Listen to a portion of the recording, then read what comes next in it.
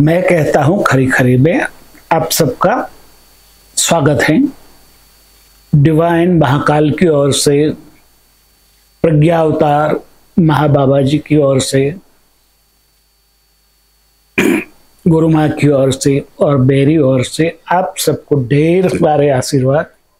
सुखी रहो, खुश रहो, अपने कर्तव्य पथ पर आगे बढ़ते हुए अपने मोक्ष की ओर गति करो।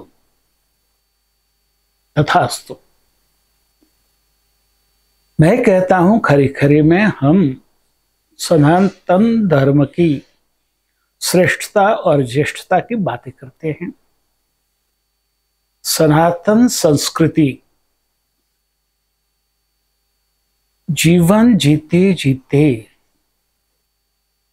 मोक्ष को कैसे पाना, वो इतनी सहजता और सरलता से बताता है कि हम सब भी उलझ जाते हैं कि इतना सहज और सरल मोक्ष का मार्ग कैसे हो सकता है, और हम उलझ जाते हैं। मगर सही में जीवन में अनुभव करें तो पता चलता है कि मोक्ष का मार्ग तो एकदम सहज और सरल है। न वहां कंकर है, न कांटे हैं, न कोई हर्डल्स हैं। आप यदि उसको सहजता से समझ लो तो आराम से कुछ भी किए बिना मोक्ष की ओर गति कर सकते हो। सनातन धर्म इतना सहज और सरल है कि दूसरों को ये बात समझ में नहीं आती है। वो उनका प्रश्न है, प्रॉब्लम है। मगर जो सनातनी है उनको तो ये बात समझनी चाहिए कि वो बहुत ही भाग्यशाली है और सहजता और सरलता से मोक्ष की ओर आगे बढ़ने के लिए उनके पास रास्ता है। ये रास्ता सहज और सरल है। वो जब गुरु उसको समझाते हैं तब पता चलता है। ये सारा अध्यात्म का मार्ग हमारी बुद्धि से परे है, और हम जब उसको बुद्धि से जज करते हैं तो उलझ जाते हैं। जज करना छोड़ो और जहां आपकी श्रद्धा है, आपके सदगुरु में, सिद्धगुरु में, इष्ट देव में, वहां समर्पित हो जाओ और देखो कि ये मार्ग कितना सहजता से आपको मोक्ष की ओर ले जाएगा। परम ब्रह्म परमात्मा ने ये पूरा जगत बनाया और उनको चलाने के लिए दो नियम बनाए। एक लॉ ऑफ नेचर और दूसरा लॉ ऑफ कर्म। लॉ ऑफ नेचर से पूरी सृष्टि, पूरा ब्रह्मांड चलता है, और लॉ ऑफ कर्म से पृथ्वी पे के ऊपर जो योनियां हैं, जीव है, कहते हैं ना कि 84 लाख योनियां हैं, वो सारी योनियों का व्यवहार चलता है। और सबसे ऊपर मनुष्य है, वो भी न नसीब से बना है, न विधि के लेख से बंधा है, और न और कोई बंधन से बंधा है। सिर्फ कर्म करो और भुगतो। अच्छे कर्म करो, अच्छे भुगतोगे। बुरा कर्म करो, बुरा भुगतोगे। ऐसा नहीं है कि बुरा कर्म करके अच्छे कर्म ज्यादा करो तो आप बुरे कर्म से बच जाओगे। भुगतना तो दोनों ही है, अच्छे कर्म का परिणाम भी भुगतना है और बुरे कर्म का परिणाम भी भुगतना है।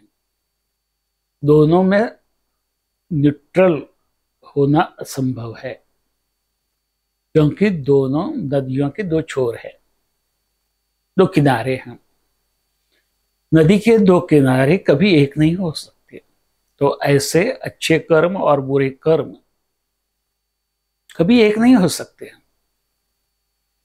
ये बात हमें मनुष्य को समझ लेनी बहुत जरूरी है, और वो समझ में आ जाए तो आपको आपके सदगुरु की कृपा से अपनी नीति बनाने का अधिकार है। आप अपनी पूरी नियति को अपने हिसाब से बना सकते हो। ये बात सबको हजम होनी मुश्किल है, मगर गुरु की कृपा जिसके ऊपर होती है वो समझ सकता है, और वो अपनी नियति से परे होकर अपनी इच्छा के मुताबिक सब कुछ पाता है। नसीब में है नहीं है वो भूल जाता है, वो भूल ही जाना है। मगर एक ही बात, गुरु की आज्ञा को सर्वोपरि मानना है, गुरु को समर्पित हो जाना है और अपने कर्मों को करते जाना है। श्री राम शर्मा जी ने कहा है कि गृहस्थ एक तपोवन है, और वो जीवन एक तपस्या है। तो वो बात समझनी जरूरी है कि गृहस्थ एक तपोवन कैसे है।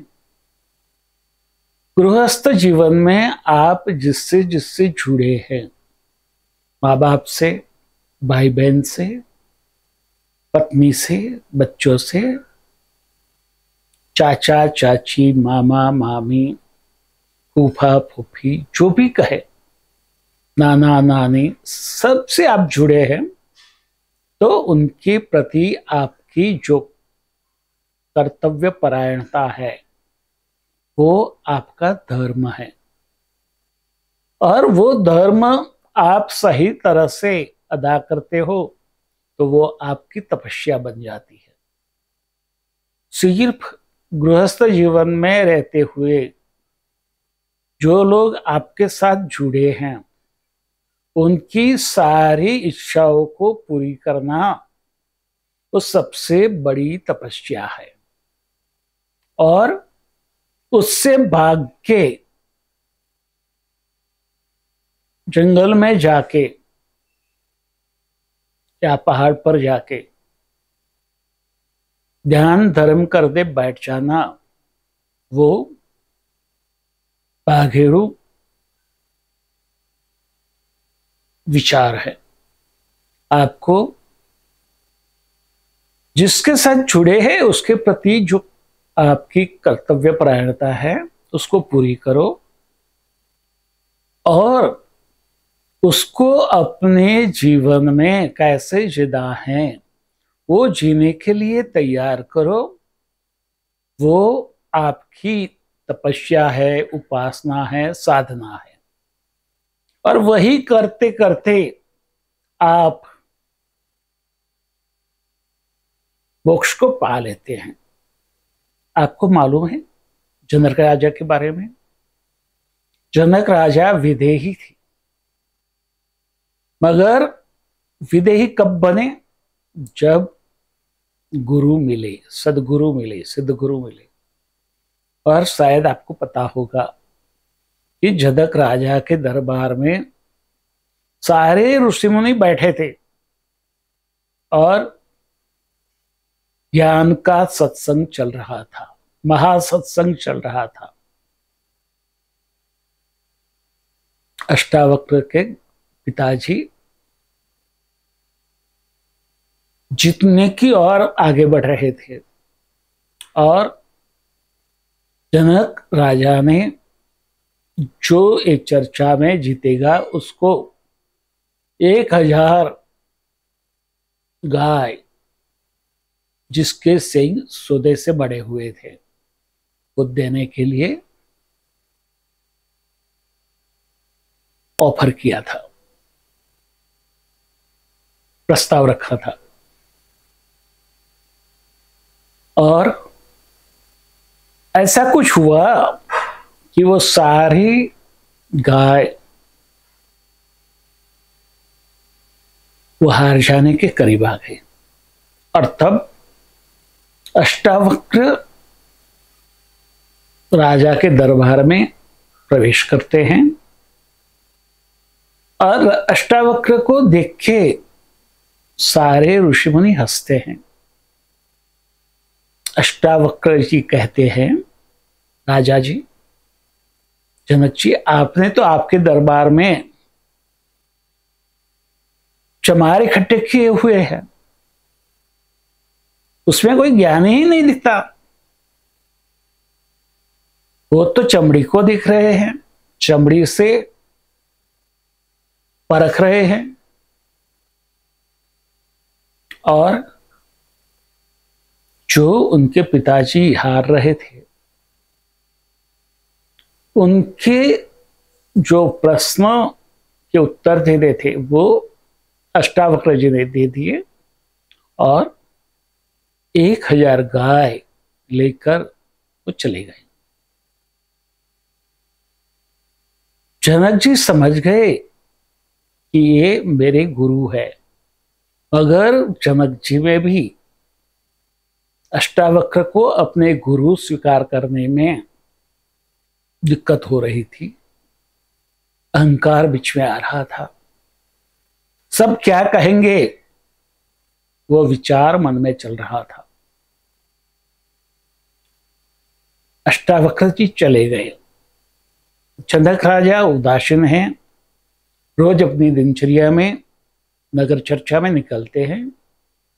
और एक दिन रास्ते पर पड़े हुए, कहेंगे तो भी गलत नहीं है, अष्टावक्र जी को देखा। राजा ने जाके उनके पांव छू लिए और बोले कि मुझे अपने शिष्य की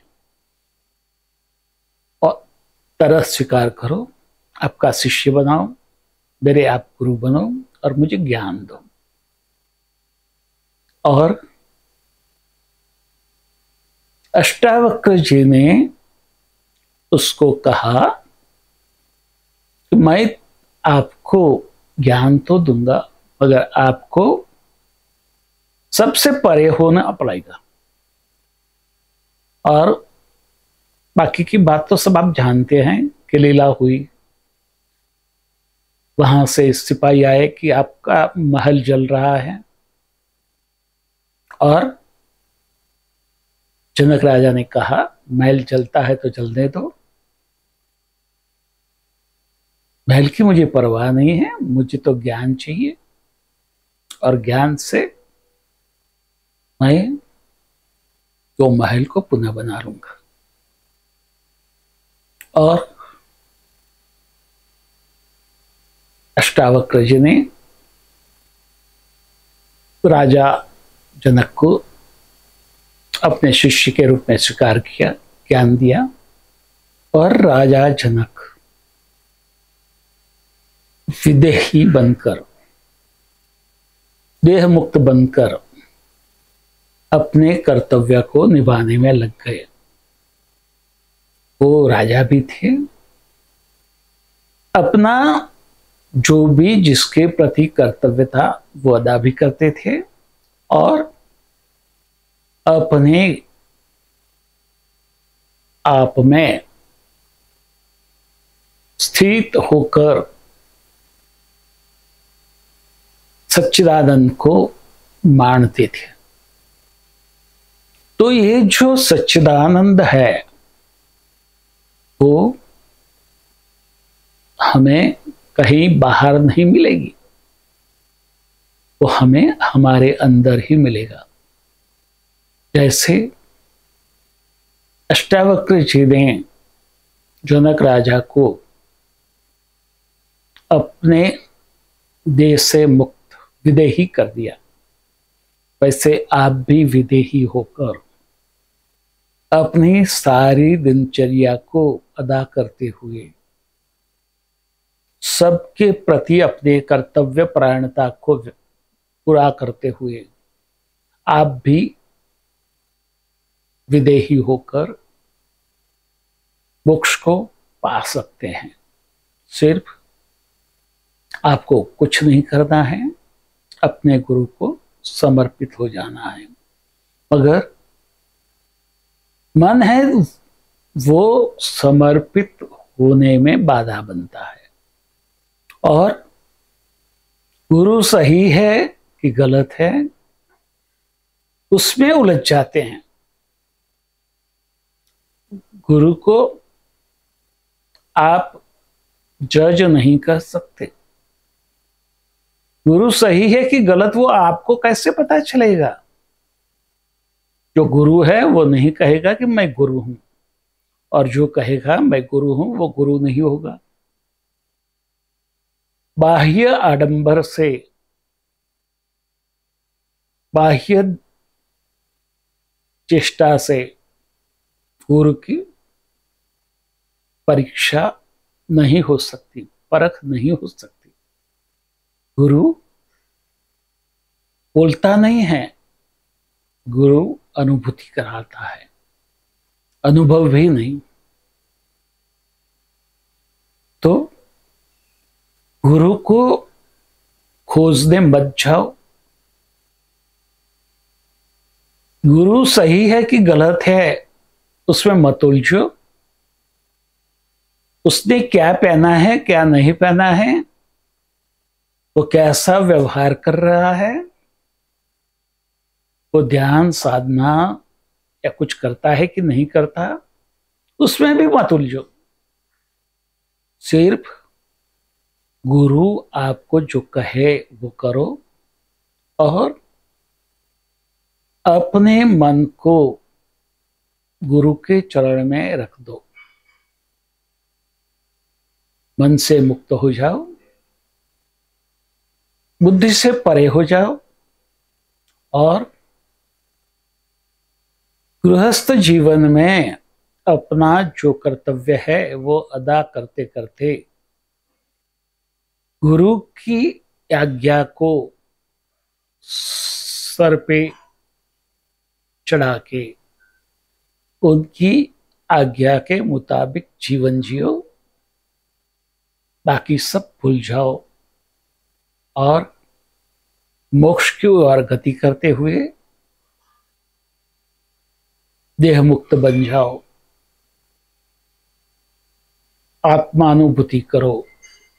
तथास्तु।